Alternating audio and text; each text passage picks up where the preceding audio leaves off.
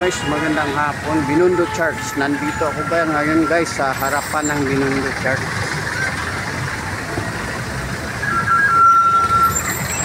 Matraffic ngayon.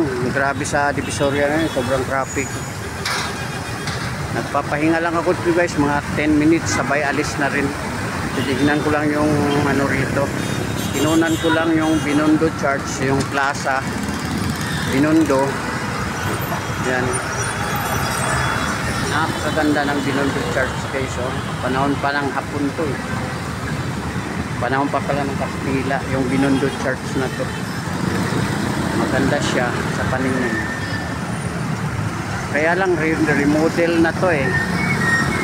Ito pa rin yung dati niya, pero yung mga mga retouch na to, mga remodel na yung pero yung style ng simbahan ganun pa rin. Ayun yung nila o yung malaking yung simboryo niya, tapos yung ayun yung orasan na malaki, ayan guys yung orasan niya,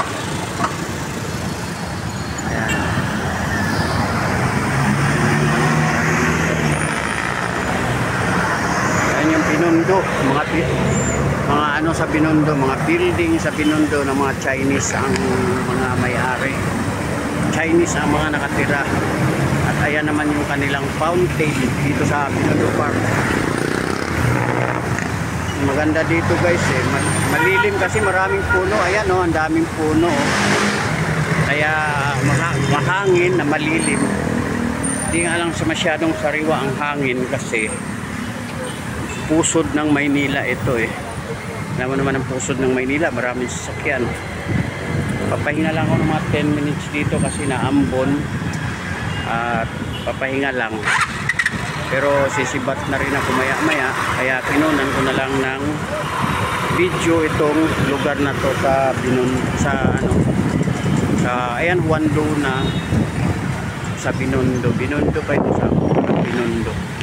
Ayan yung Binondo Church. Sarap dito guys, masarap ang hangin. Ayan oh. Ayan ang hangin, oh, malakas ang hangin. Napakalamig sa kasi dito. Ito talaga pahingahan ng mga riders. Ayan ang mga riders. Ang dami nila. Oh. Mga ride, pahingahan talaga ito dito. Kasi malilim, walang init, mahangin. Andi dito nga yung iba. Yung iba nga natutulog pa dyan sa may park. Ayan, may nakahiga pa dyan minsan. Ngayon wala, may MMD, kaya bawal umiga kasi may MMD eh. Ayan guys,